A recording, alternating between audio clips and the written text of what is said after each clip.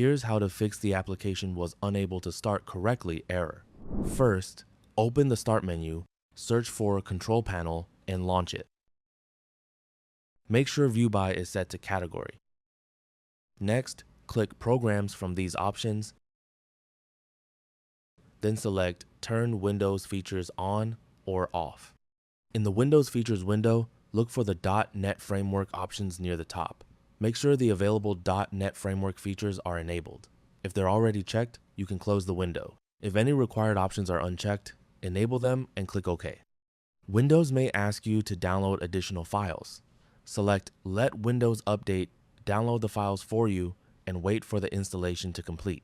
Once the process is finished, restart your computer and check if the application now opens correctly.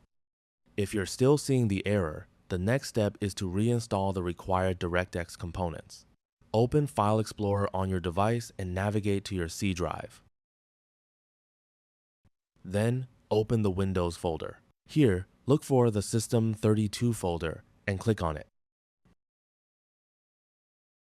Inside this folder, look for the xinput 1_3.dll file. If you find it, right-click on it and delete it. You may need administrator permission to remove the file.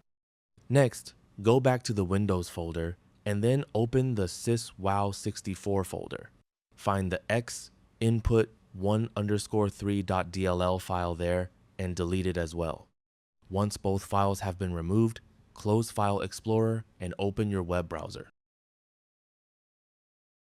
Search for the DirectX web installer and open the official Microsoft download page. Download the DirectX installer and run the setup file. Follow the instructions on the screen to complete the installation. If you see an option to install the Bing bar, uncheck it if you don't want it, then continue with the installation. Once DirectX has finished installing, click Finish. Finally, open the Start menu, search for Settings, and launch it. Select Windows Update from the left panel, and then click Check for Updates. If any updates are available, download and install them. After completing these steps, restart your computer and try launching the application again. The application was unable to start correctly error should now be resolved. And that's it. That's all for this video. Thanks.